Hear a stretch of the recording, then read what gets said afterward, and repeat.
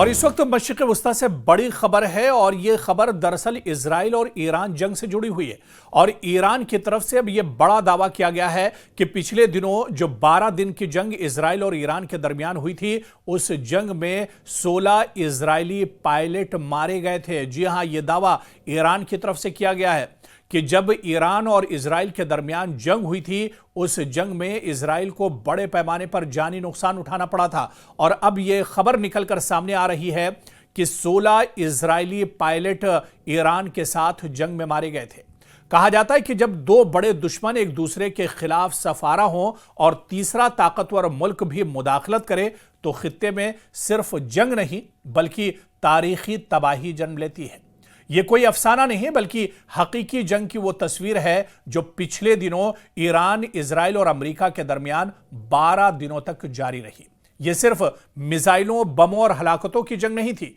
बल्कि यह इलाकाई ताकत के तवाजुन, आलमी कवानीन की पामाली और मीडिया पर पाबंदियों की एक खतरनाक मिसाल बनकर उभरी है। 12 रोजा जंग की शुरुआत दरअसल इजराइल के ईरान पर अचानक हमले से शुरू हुई, जो कि मुकम्मल तौर पर बिला इश्तियाल था। और इजराइल ने न सिर्फ अस्करी मकामात को निशाना बनाया ईरान में, बल्कि ईरानी फौजी कमांडर्स, एटमी साइंसदा और आम शहरियों को भी बड़े पैमाने पर इजराइल ने निशाना बनाया था। यह हमला दरअसल बैनुल-अक़वामी क़वानीन के बरक्स था, जिसने खित्ते में एक नया भूचाल पैदा कर दिया। ईरान की जवाबी कार्रवाई हुई और उसने पलटवार किया, और यह पलटवार ऐसा था कि इजराइल इसे एक लंबे वक्त तक याद रखेगा। दरअसल ईरान ने इस जारहत का पूरी मजबूती के साथ जवाब दिया और 500 से ज्यादा मिसाइल इजरायली इलाकों पर एक साथ दागे गए और अहम तंसीबात जैसे हैफा की बंदरगाह, बिजली घर, रिफाइनरियां,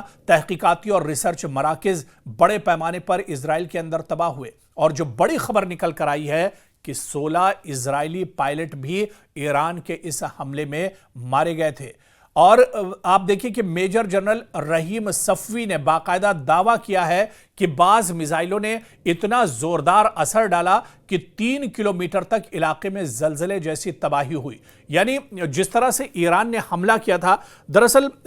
इजराइल को इस बात का बिल्कुल अंदाजा नहीं था कि इजराइल जो कदम ईरान के खिलाफ उठाने जा रहा है, जिस तरह की लड़ाई इजराइल ईरान के खिलाफ छेड़ने जा रहा है, उसका इतना मजबूती के साथ जवाब ईरान देगा। और उसके बाद जब इजराइल के हमले के बाद ईरान ने जवाबी हमला किया, तो इजराइल एक तरह से परेशान हो गया, क्योंकि क्रूज मिसाइल और इसके अलावा आप देखिए कि रॉकेट और ड्रोन्स के जरिए से एक लंबा फासला ईरान से तय करके तल अवीव पर जाकर मिसाइलें गिरती थी और काफी ज्यादा तबाही होती थी। और इस बीच इजराइल के अंदर जो एयर डिफेंस सिस्टम था, वो पूरी तरह से नाकारा हो चुका था। ईरान के कोई भी मिसाइल इजराइल का डिफेंस सिस्टम नहीं रोक पा रहा था, और इसी वजह से इजराइल के अंदर काफी ज्यादा तबाही हुई थी। और आपको याद होगा कि महज ये जंग 12 दिन ही क्यों चली, ये जंग और ज्यादा खिंच सकती थी, लेकिन क्योंकि इजराइल का बड़े पैमाने पर नुकसान हो रहा था, इजराइल के बुरी तरह से पसपा हो रहा था, इजराइल की पोल दुनिया के सामने ईरान के हमले से खुल रही थी, ऐसे में फौरन अमेरिका की मुदाखलत होती है और अमेरिका फौरन जोर जबरदस्ती एक तरह से इस जंग को रुकवाने में कामयाब हो जाता है। नहीं तो इजराइल की जो पोल थी वो दुनिया के सामने एक तरह से खुल चुकी थी, और जो अपने आप को सुपर पावर कहता था, जो ये कहता था कि दुनिया का सबसे अच्छा डिफेंस सिस्टम जो आयरन डोम है वो इजराइल के पास है, वो किसी भी मिसाइल, रॉकेट और बम को रोक सकता है, लेकिन वो भी एक तरह से नाकारा हो गया था। और ऐसे में अब जो दावा किया जा रहा है कि जब ईरान और इजराइल की जंग हुई थी, उस जंग में ईरान ने इजराइल के 16 पायलट्स को मौत के घाट उतार दिया था। हालांकि इस खबर में इस बात की वजाहत नहीं की गई है कि हमले के वक्त जिन तैयारों के जरिए से, जिन लड़ाके जहाज़ों के जरिए से हमला किया गया, उनके ये पायलट्स थे, या जिस वक्त ईरान ने मिसाइल से हमला किया है और उस हमले में तल अवीव या दूसरी जगहों पर जहां पर ये रॉकेट और ये मिसाइल गिरे हैं, वहां पर ये पायलट मारे गए हैं। लेकिन यह दावा पूरे वसूख के साथ ईरान की तरफ से किया गया है कि जब ईरान और इजराइल की जंग हुई, उस वक्त इजराइल के 16 पायलट मौत के घाट उतार दिए गए थे। यानी एक बड़े पैमाने पर जानी नुकसान इजराइल को हुआ था, क्योंकि 16 पायलट जो कि जंग के वक्त बहुत अहमियत रखते हैं, और इन 16 पायलटों का मारा जाना यानी इजराइल के लिए यह एक बहुत बड़ा झटका था। इसके अलावा जिस तरह से ईरान लगातार हमले कर रहा था, लगातार मिसाइल और ड्रोन्स के जरिए से अलग अलग इजराइल के शहरों पर हमले कर रहा था, ऐसे में इजराइल की हालत एक तरह से खराब हो गई थी। बेन्यामिन नेतन्याहू फौरन एक तरह से उन्होंने डोनाल्ड ट्रंप से राब्ता किया और इस जंग को रुकवाने की उन्होंने सिफारिश की। हालांकि उसके बाद अमेरिका बीच में आता है, सालसी करता है और यह जंग रुक जाती है। तो कहीं ना कहीं इजराइल को अमेरिका का शुक्रिया अदा करना चाहिए, क्योंकि अगर यह जंग कुछ दिन और चलती तो ईरान, क्योंकि दरअसल ईरान एक ऐसा मुल्क है जिस पर हमेशा से ही उसके हथियारों पर और उसकी जो जंगी सलाहियत है उस पर एक तरह से पाबंदी रही है। हमेशा से ईरान के अंदर ईरान पर दबाव बनाकर रखा गया है। अमेरिका जैसे जो सुपर पावर मुल्क हैं उन्होंने हमेशा ईरान पर दबाव बनाकर रखा है, और कभी ये इजराइल और अमेरिका ने नहीं सोचा था कि ईरान इतनी मजबूती के साथ इस जंग का जवाब देगा। और यही वजह है कि जब पलटवार ईरान ने किया तो इजराइल की आंखें खुली की खुली रह गईं और इजराइल परेशानी में एक तरह से मुब्तला हो गया, और महज 12 दिन में ही यह जंग एक तरह से रुक गई। हालांकि यह जंग तो जरूर रुक गई, लेकिन इस जंग में जो जख्म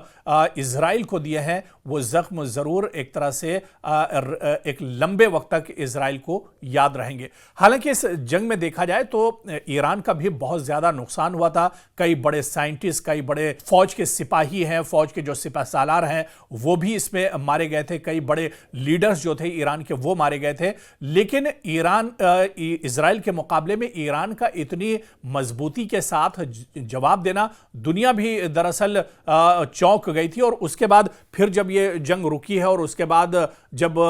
जो नुकसान हुआ था उसके बारे में जब तमाम चीजें और सच्चाई निकलकर सामने आई तो दुनिया एक तरह से और चौंक गई, क्योंकि इजराइल ने बहुत कुछ इस जंग के बीच में खो दिया था। इजराइल का इस जंग में बड़े पैमाने पर एक तरह से नुकसान हुआ था, और इसी वजह से माहिरीन का यह मानना था कि